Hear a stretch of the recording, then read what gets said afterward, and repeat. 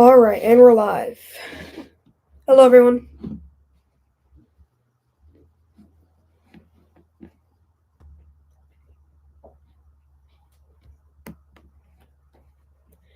Hello, everyone. How are y'all? I'm doing great myself. I'm super excited. This is my first stream. I'm super excited for that. Uh, yeah, let's just get right into it. Let's go. I'm gonna wait for some more people to join. I know more people are gonna join. Uh, yeah.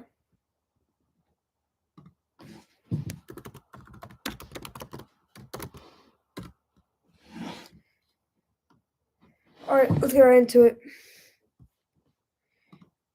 All right, so we're gonna start off with the NL East. And so basically, I have like a list on what I'm gonna talk about, and it's gonna be like something with like worst to first.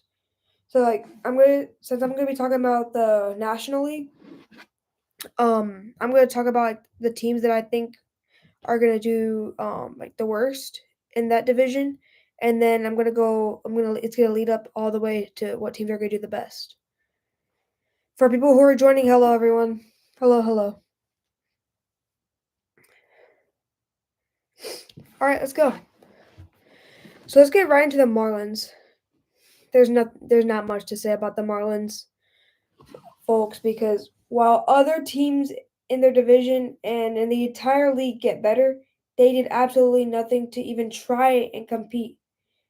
Total disappointment, in my opinion. The only thing they might have in their favor is their possibilities getting good players back if someday they trade their ace, Sandy Alcantara.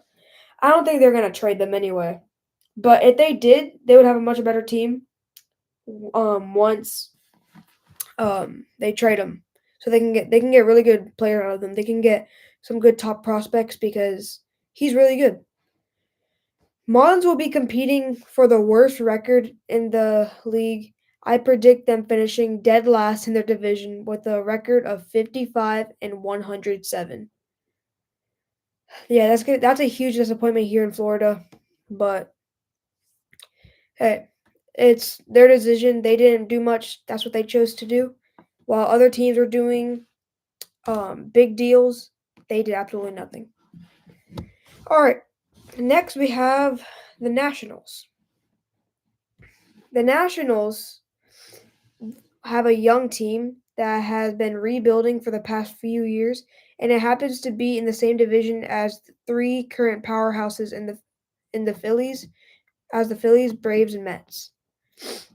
They added first base Gold Glover Nathaniel Lowe via trade from the Rangers. Their second baseman Luis Garcia had a great 2024 season. It looks to build up from that.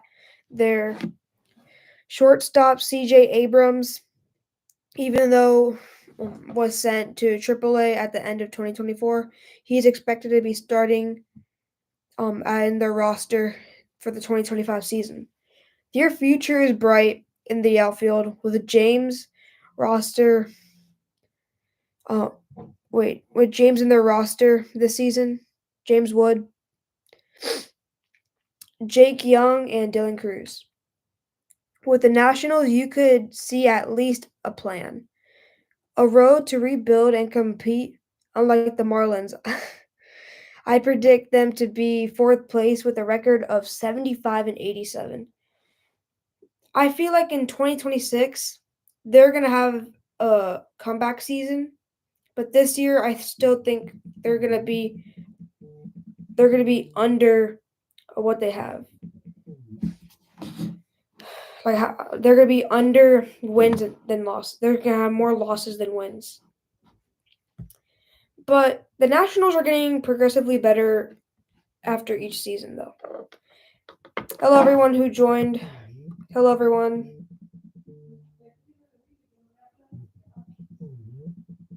Who the frick is Samuel, dude? I did not mean to say that, my bad. Alright. Anyway, let's get to the Nationals. I mean, not the Nationals, my bad. The Braves.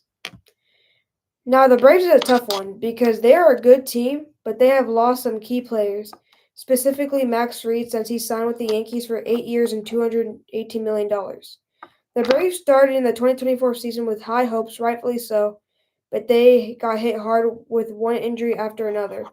The Braves season started with an injury by Spencer Strider after he had a right elbow surgery. He's projected to come back in late April, and their lineup will start with the 2023 NL MVP, Ronald Acuna, on the IL after having a knee surgery and is projected to come back sometime in May. Once both players make it back to the roster, the Braves will get a good boost to ride the rest of the season. They also signed Jerkson Profar for 3 years and $42 million, and he can help the Braves while Acuna is out on the IL. The Braves have a nice and balanced lineup, even though I truly believe they need to find at least one more starting pitcher. Someone that can eat some innings. Their key to having a successful 2025 season is health. I believe the Braves will finish third place in the tough NL East with a record of 88 and 74, fighting for a wild card spot with the Arizona Diamondbacks. The Braves are going to be a tough one. My God, dude.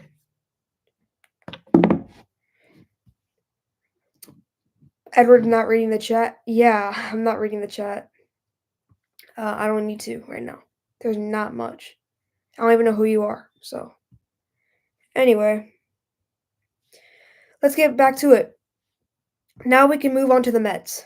As we all know, the Mets got their white whale in Juan Soto for a massive 15 years, $765 million contract. That happened quick in this offseason, but then there was not much done by the Mets until recently they signed back the polar bear for a 2 years, $54 million contract. They have a deep and scary lineup, putting Lindor in that mix, Vientos and Marte. They're going to be in trouble all year long. Their starting pitching has some question marks. They lost Luis Severino to free agency, but in 2025 they will have a full year of Senga. They brought back Manaya, signed Muntas, and signed Clay Holmes, former Yankee closer, to be a starter. Let's see how that goes. I predict the Mets finishing in second place of the NL East just by a hair over the Braves with an 89 and 73 record. The Mets, that's gonna be tough. It's gonna be a tough fight for second place between the Braves and Mets. That's gonna be close. Oh, someone asked a question. Do you think Soto will pick up where he left off last season? Probably. He's a youngster. He's got great skill. He's got mega talent. He can do well with any team. I believe he's gonna have a great start and a great season with the Mets. All right. Well, hey Charlie. Oh, hey Jeffrey. What's good? All right, let's get right into the Phillies. Now, without a doubt, I predict the Phillies are going to be first place in the NL East. Their team is one of the best teams in the whole MLB. They have so many players that produce almost every single day. Trey Turner, Bryce Harper, and Alec Bohm.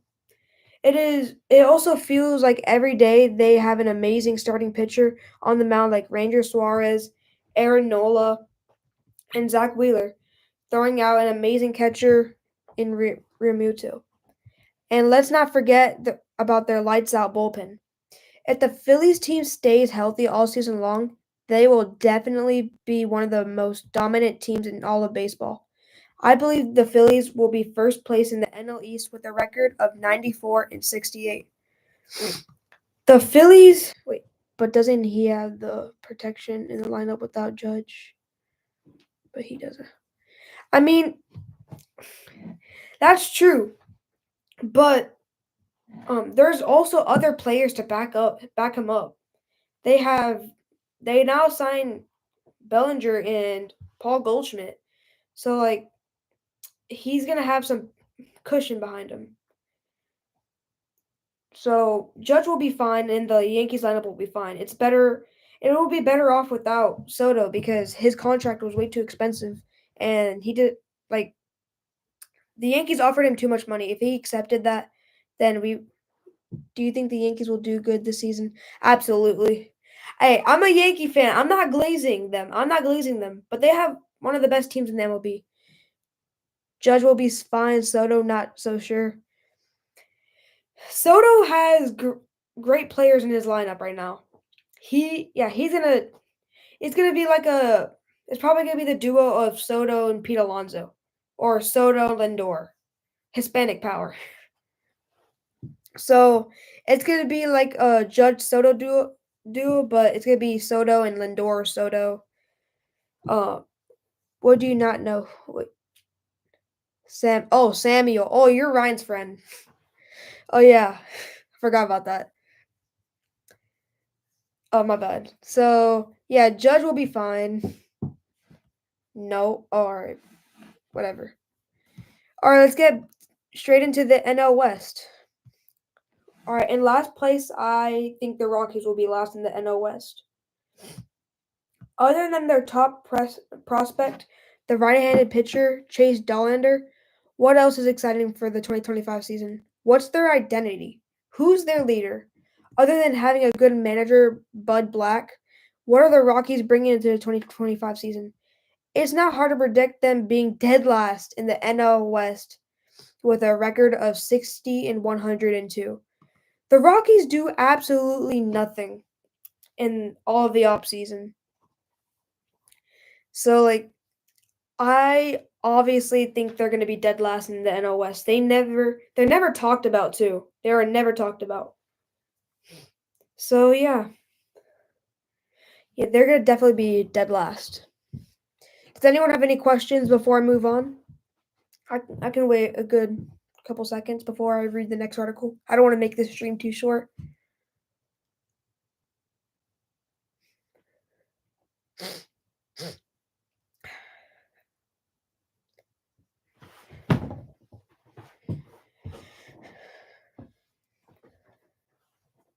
And by the way, thank you for the people joining this stream. Really appreciate it. And no one got questions? All right, let's get back into it. All right, so let's get into the Giants. Buster Posey's making some moves. Knowing he's in a really tough division, he went to work and got. Oh, we got a question? Oh, why are you on Samuel's account then?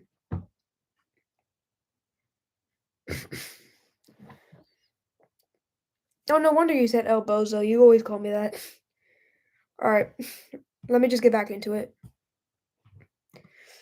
All right, Buster Posey's making some moves. Knowing he is in a really tough division, he went to work and got one of the biggest free agents in the market, a shortstop, Willie Adames. Ooh, got another chat. Hold up. I'm sorry. No, I'm not. It's mine. All right. Oh my god. All right. Let me get back into it. He went to work and got one of the biggest free agents in the market, the shortstop Willie Adames, for 7 years, $181 million contract. He extended the third baseman Matt Chapman to a 6 year, $151 million contract. After losing Blake Snell, they added the starting pitcher Justin Verlander to a 1 year, $15 million contract. With his experience, Verlander will be a big mentor and someone to look up to on the pitching staff. It's unfortunate for them that they have to share the division with the Dodgers, Padres, and Diamondbacks. But one thing for sure, they will give them a hard time every time they play those teams. They will not be easy to beat. I predict them finishing fourth place in the NL with a 82 and 82 record. So I believe they will be 500 record. They will have split wins, split losses. All right, anyone got any questions before I move on? Like anyone want to ask about predictions and stuff about players? How other teams are doing? how I think they're gonna do.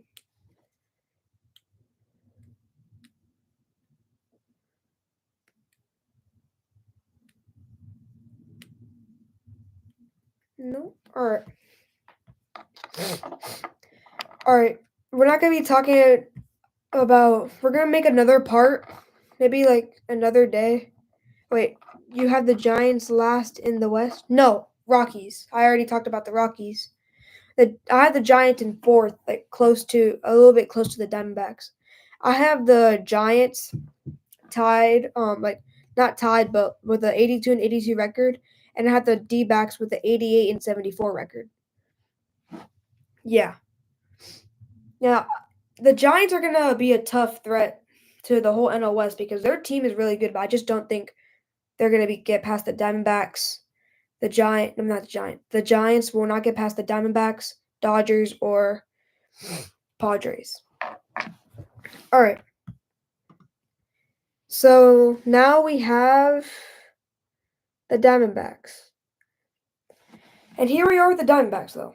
The Diamondbacks are an amazing team with great qualities. They have a youngster, Corbin Carroll. They have Josh Naylor. They have Ketel Marte. They have Corbin Burns, and so much more. As I mentioned before, the D-backs are in a tough division with the Dodgers and the Padres, and it is hard for them to go higher up in their division because of them.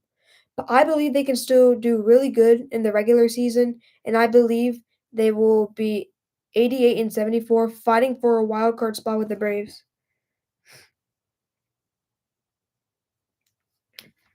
So,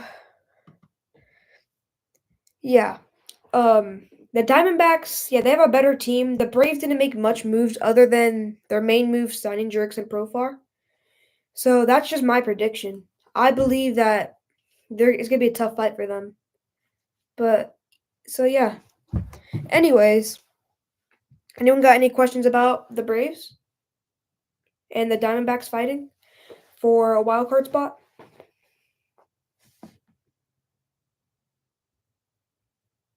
You can just type that in the chat once I'm ready, or just a question about any team that I talked about is fine. All right, we got two more teams today, and then you guys can just ask me any questions and I'll answer, and then I'll let you guys go. Oh, question? Do we have a question? Who do you think will be the top team to go to the playoffs? Cunha said he's. Let me answer this question first. Who do you think will be the top team to go to the playoffs? Dodgers have almost 100% chance. They have the best team in the MLB. I'm gonna get to that soon. Uh, I'll tell you. We're gonna get to that soon. Acuna said he's 90 to 95 ready. If he gets back in like that, if he thinks he's 90 to 95 ready, no, he's gonna get injured right away if he comes back too early. I feel like due to his injury, he should come back to June or like around June, but he's coming back in May. Like he said he wants to come back mid to late May, but I believe he should like wait a little bit longer just in case. I don't think he's 90 to 95 ready. If he thinks that, he's going to get injured right away, honestly. All right, let's get to the Padres. So, despite their wait, do we have another thing? Yeah. Now we get to the Padres. Despite their lack of moves in the offseason, they still have an amazing team with amazing players like Fernando Tatis, Manny Machado, Xander Bogaerts, and recently signing a former Red Sox starting pitcher, Nick Pivetta. What makes the Padres a better team than Diamondbacks? The Padres they have a better offense. They have like a better offense and defense. Like they have Xander Bogaerts, one of the best shortstops in the league. And the Diamondbacks, don't get me wrong, they're really good. It's just that the Padres are more experienced. Their team is more experienced. Well, the Diamondbacks are like young. They got young talent, but they're still developing into the MLB. So like they're just starting to learn how to like fit into the MLB. But the Padres are just more experienced. So now, um, the Padres team is looking very good, but their entire team could have made their team stronger if they put a stronger effort in the off season into getting players instead of just focusing on one player, Roki Sasaki. The Japanese phenom Roki Sasaki is really good, but they should have been working on other players as well and not just one player during the whole off season because that the teams trying to sign him were just the mainly the Blue Jays, Yankees, Giants, Dodgers, and Padres. But they were trying to sign him for about 3 to 4 months. How do you feel about the Yankees last season? They did really good, except I don't want to talk about that World Series, honestly. I do not want to talk about that World Series. They had sloppy defense in that fifth inning. That's probably one of the worst innings in MLB history, right there in the books. But they made mistakes. They'll learn from that. So even though it wasn't the biggest stage, they'll learn from that. They'll learn from those mistakes. And everyone makes mistakes. It's not their fault. But the Yankees did amazing last year. They ended the year with a 94-68 record, the third best record in the MLB, followed by the Phillies and the Dodgers with the best records. So yeah, they could have made a stronger effort into getting players instead of focusing on only Sasaki. And they didn't even get him. He went to the Dodgers, obviously. I feel like this is my personal opinion. I don't know. Wait, they got it. They got it this year, though. Hell yeah, I hope they got it this year, though. Their team is way better, even without Juan Soto. Yankees team is way better. Because if the Yankees didn't get Soto, like I said in my last video, they would have had so many holes to fill.